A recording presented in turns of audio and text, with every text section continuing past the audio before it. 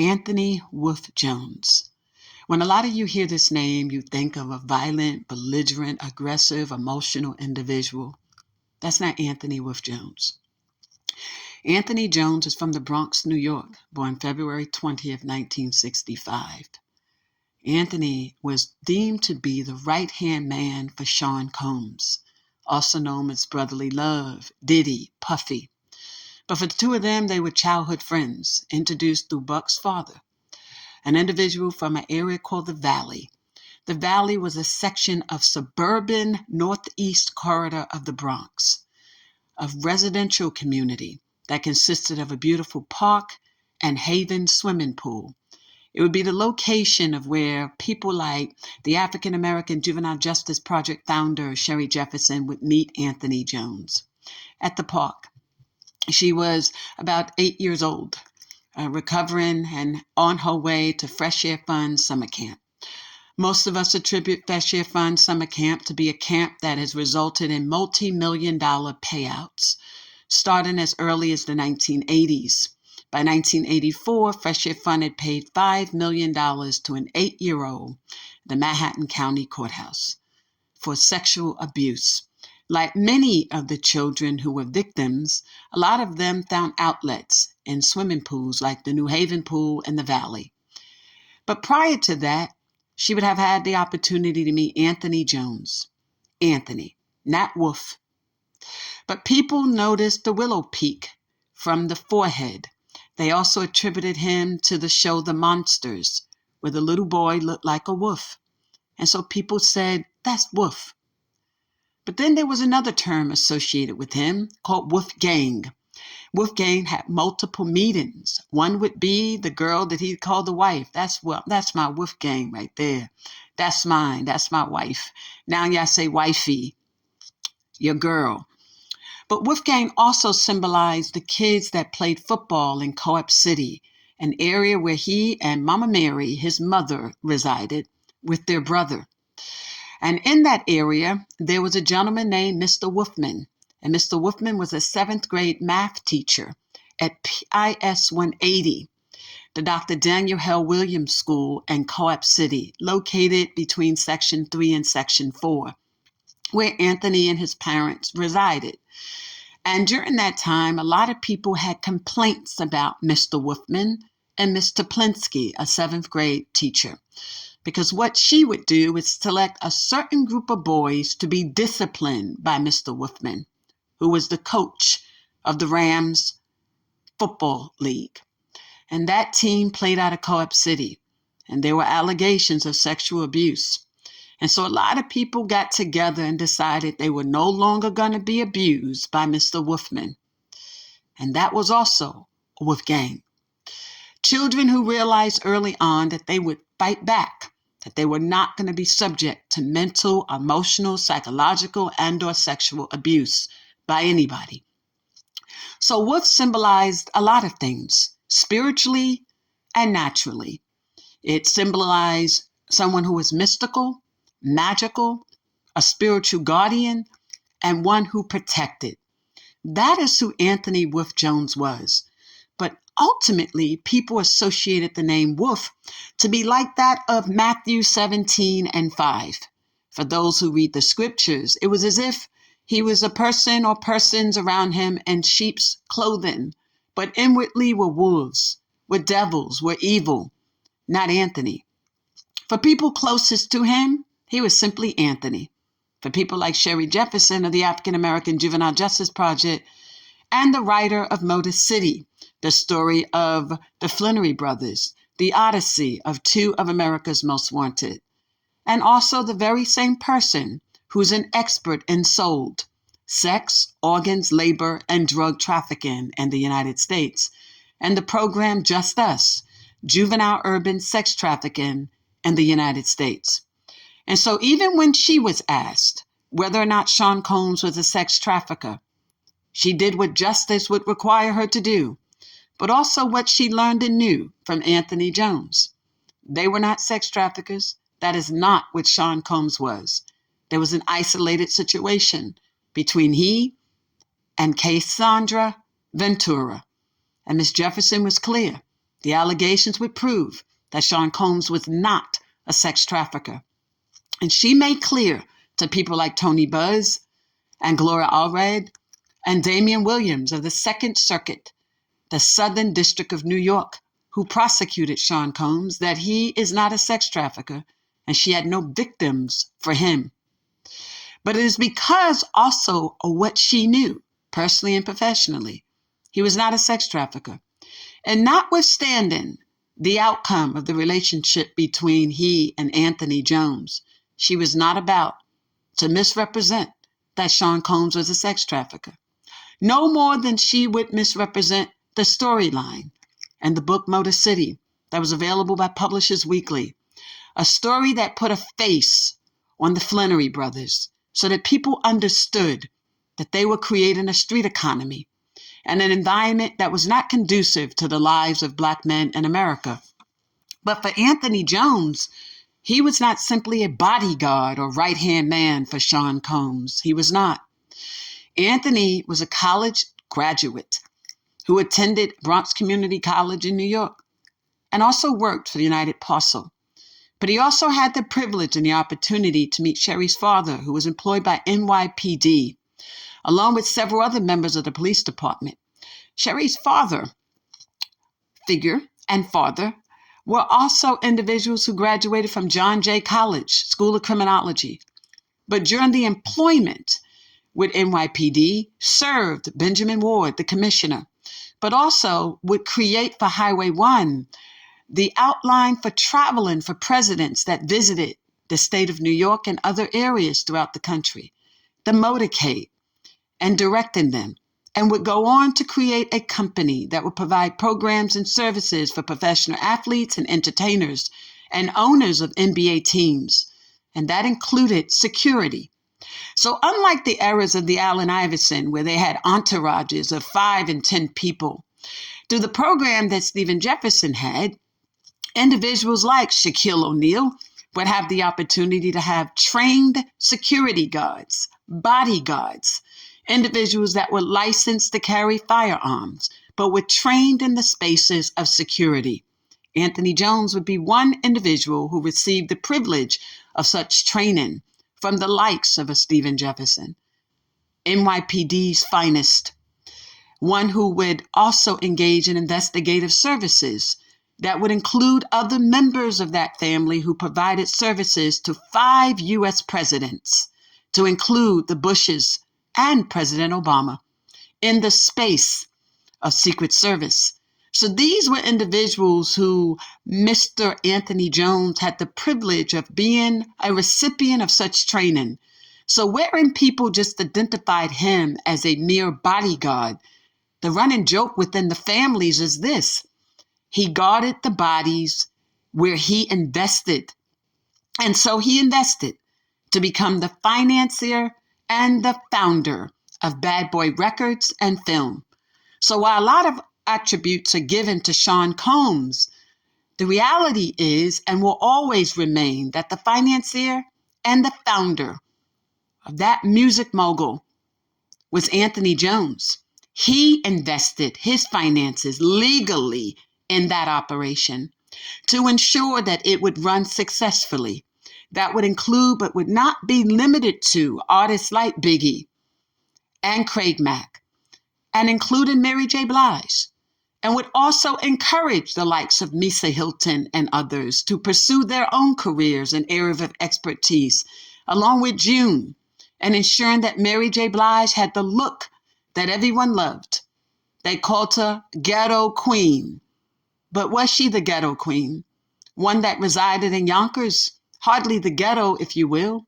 But she had a style that resonated, that people loved, from the hats to the leathers and the furs. Whose vision was that? It was the same vision that came through Uptown with Andre Harrell. It is the vision of Sean Combs' childhood friend, the one and only Anthony Jones. To this day, credit is not actually given to him.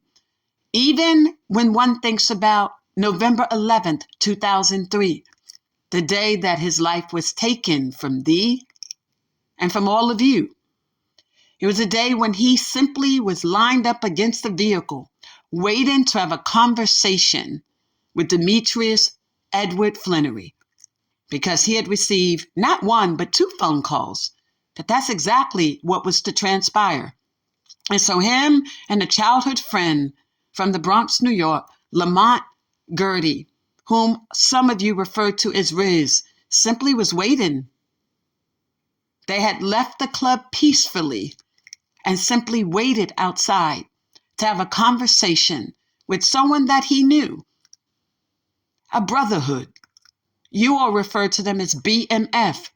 He did not refer to them as the Black Mafia family. He referred to them as a brotherhood.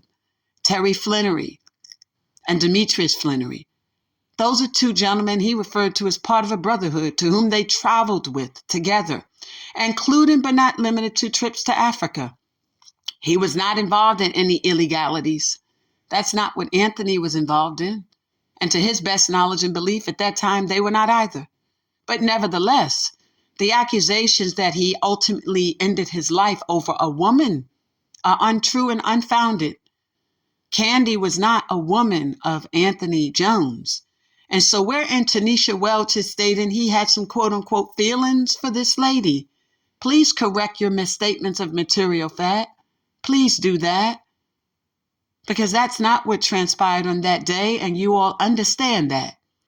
And Anthony's life was not supposed to end the way that it did, especially wherein someone takes an individual he trained and was in the process of still training to aid and or assist and or abet and shooting him to death, along with Lamont Gertie. It should not have gone down that way. Anthony loved the work of security, but it's through the lens of giving other people security, those who may have been incarcerated, but had restoration of rights and had the opportunity to possess firearms. But for those who did not and were not supposed to, they surely were not supposed to use such firearms in such a grisly manner. Nevertheless, when we think of Anthony, we think of people associating him with the Valley Mob, Christopher Williams, the artist, Buck, and a host of others. But he was not part of a quote-unquote Valley Mob. The Valley is a suburban community, and it's called the Valley because of the location of where it is with the New Haven pool. Its location is symbolic and symbolizes that of what you would see in the Valley in the areas of California, except it was built off a valley, a hill, in the Bronx, New York. They were not called the Valley Mob. There was a group of kids and young men who would ultimately go on to Harry S. Truman High School, where they all associated and assimilated peacefully, not through any acts of violence. And Sean Combs was a student at Mount St. Michael's, a Catholic school, or what we call parochial school. And there were times when if you knew Sean Combs, you knew he was on the creative side. They used to say Sean was soft, but it wasn't that he was soft as in punk. He was different. He was very creative. He loved to dance. He liked to write. That's what Sean did. And sometimes when you have an individual who's gifted with those talents of creative arts, people misinterpret that. And oftentimes they'll think that they could bully you. And the Wolf and Wolf Gang and the Wolf in the Wolf Gang would not allow for that. And that's what Sean knew him as. But at all times, let us be clear. The founder and the financier and the visionary for Bad Boy Records and Film and the Men in Black franchise was no one other than Anthony Jones. Y'all call him Anthony Wolf Jones. But the family, they don't see him that way. For the family, they see the boy that went to Dr. Daniel Hill Williams, IS 180, the quiet guy who created an image of Men in Black. But his Men in Black was simply predicated upon who they were. Bad boys. That's what they were. Bad boys, bad boys. What you gonna do? That kind of bad boys. Dressed in black, black jeans with black bomber jackets. And they took and created the hats that were sheepskin hats. Most people call them detective-like hats, the hats that you saw in the UK. The Valley had a strong Jamaican West Indian community. And a lot of them had outfits that they wore over in London. And one such outfit also included, but was not limited to, the hat that was worn with the sheepskin coats. And you would take both the sides of those, the ear flaps, and tie them on top of the head. So what Anthony Jones would do creatively himself when it came to dressing, he took black jeans with a black bomber jacket and with construction boots, Timberland boots. And that was the look they created. And not only would they wear that creation and wear it well, but ultimately it would spread throughout the Bronx and then Harlem. And everyone was wearing all black, black hoodies, black bombers, along with black jeans, and they would wear the Timberland boots. There are two types of Timberland boots. They wore the construction boot, the sandalwood color. And that was the look they had. But they also had that look, respectfully, because by now his family had moved from the Bronx to the northeast section of the Bronx. And so watching his mother work and make a living for them legally, he found ways where he could dress the part, look the part, be the part, but it not be an expensive part of his mother's income. And that look became a very, very popular look. All black, men in black. That's where that look came from. And I know that oftentimes it may be associated with Gangster Disciples, GD4's respectfully, respect. But the flip side of that is that look came straight out of the Bronx before there were any gangs as we understood them. The hat was also associated with a group called the Casanovas back then. You had Black Spades, 5%ers, and Casanovas. But he didn't have the Casanova hat. The hat that he wore, that look that he created, that ultimately everyone in the Bronx and Harlem started wearing, was a look even the Puerto Rican youth, who were not Afro-Ricans, but Puerto Ricans that came from the island of Puerto Rico, but also those that were associated with indigenous or Spanish, white Ricans. They all started rocking the same look: black hoodies, black bomber jackets or bubble jackets or Parker jackets with black jeans and the boots. That was a look Anthony Jones created, along with a host of other looks. Simply put, that's who he was. Not Wolf, as in the guy that's the devil, the guy that you should fear. That wasn't Wolf. Not at all. Everyone that knew him and really had the opportunity to know him came to love him and respect him. He was a businessman. He was the one that made sure that the artist's work was actually put together legally, ensure that they had contracts that were put together. He was the one that also knew how they should negotiate their deals in an effort to protect their own interest in the industry. He was also the one that ensured that when Sean Combs left Uptown Records, that he left there in a way that was deemed legal. Andre Harrell and Sean Combs remained business associates indeed, but it was Anthony Jones who orchestrated that move legally to ensure unto everyone that his investment in Bad Boys would be protected too. And an investment it was. That investment would go on to allow Sean Combs to be a mogul, not simply in the spaces of sports and entertainment, but with Revolt, Liquor Company, investments in cannabis, to create Combs Enterprise. And therefore, because that is all a derivative of what Anthony Jones created, it still is part of his investment. And respectfully, Sean Combs has not repaid him for that investment. And so we would expect Sean Combs to do the same thing now, because Sean is a businessman, right? Of course he is. Not a bad boy.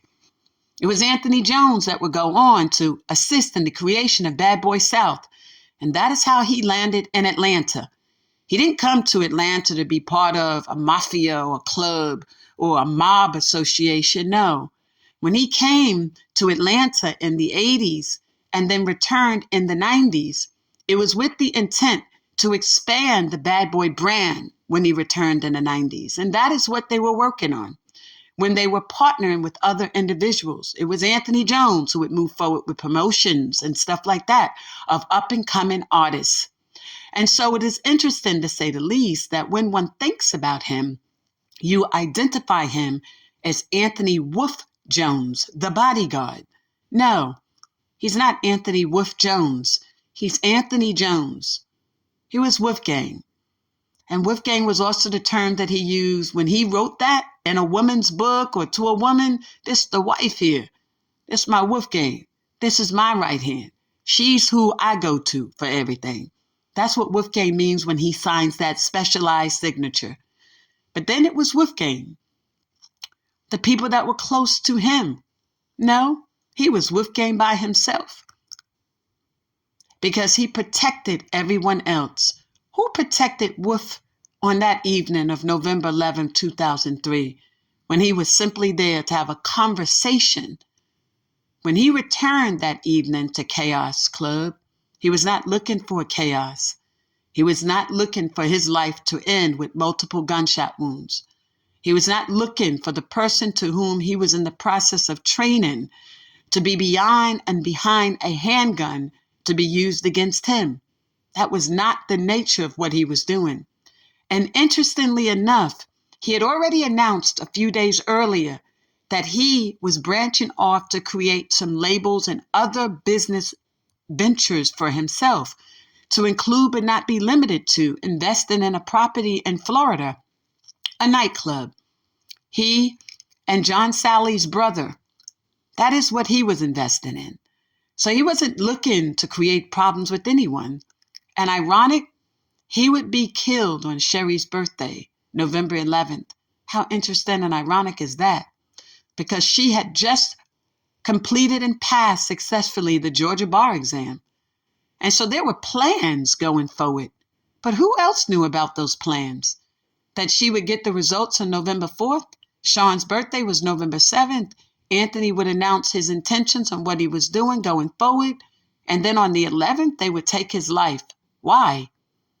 And now have him live with a legacy of him being a wolf associated with Black Mafia family? He wasn't associated with a Mafia family. He had the utmost respect for Terry Flannery, 263. And that means BMF in terms of numerics. But that's who he partnered with for business ventures, legal business ventures.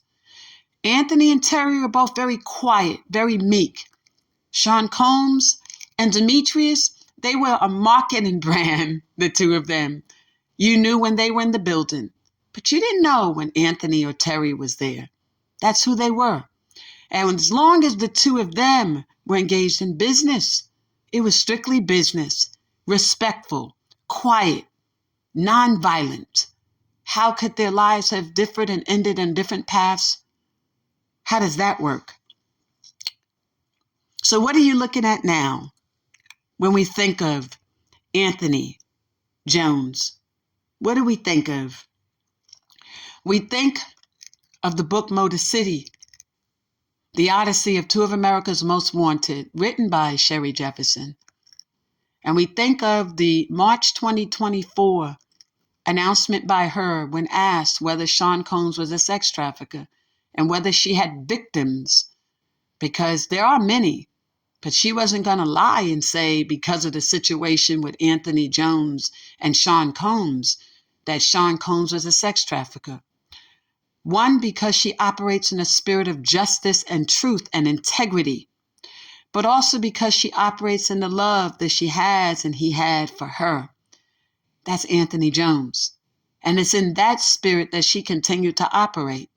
Could she have simply said, I got 5,000 victims? No. That's not how he would have wanted it, and that's not how she would operate.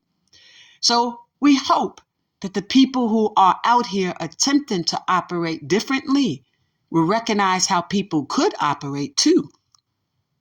She's not trying to operate through that lens, because Anthony would not operate through that lens either. He comes from a strong background of LEs, fathers and uncles and people that represent the blue, the integrity of the blue. And recognizing the integrity of the blue, we ask that all of you do the same.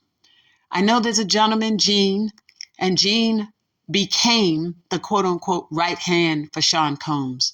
Let us operate with integrity. D9, panhandling type, let us do it the right way. let us be cognizant of what we say and what we put out there. If you all have evidence that you suggest that Anthony Jones was murdered by someone that you know of, then do it the right way. Let us not put rumors out there that would engage or associate him as being the victim of a hit put out by Sean Combs. If you have evidence of that, proffer your evidence.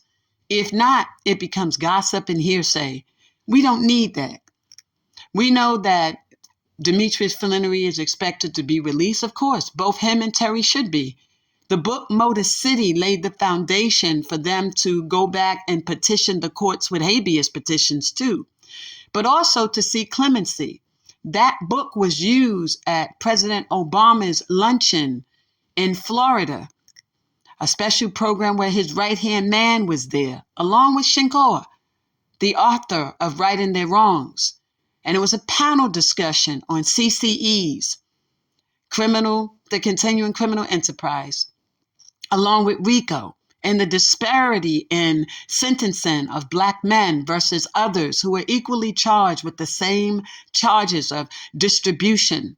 That book outlines the history of the Flannery brothers in a way that allows people to understand it through an educational seminar. Because Miss Jefferson did that. She created a curriculum around that, street economics. And the back of that book, the last 10, 15 pages are dedicated to that. And that's what she continued to do for years, educating people about the street economy. That also led to expungements, but it also led to people examining legislatively, Patrick Leahy, Durbin, and a host of other members of the U.S. Senate. But it also was Miss Jefferson communicating with Janelle, the quote-unquote wifey of Demetrius Flannery, in an effort to get her to appear on TMZ and Complex and other platforms to share the story of what was happening beyond the wall for the Flannery brothers. That's what they did. It was done through the lens of an Anthony Jones who had love for the brotherhood, that they have love for him. The next time we talk or speak of Anthony Jones, let's speak of him as such. It's Anthony Jones, the origins, the founder, the financier of Bad Boy Records and Film, the Men in Black franchise, not Wolf, as in the devil, a murderer, for he was not such a person. This is Lisa Hampton. Love is selflessly authentic, having all money, power, and talent and opportunities now. The boogie down. Wolf gang.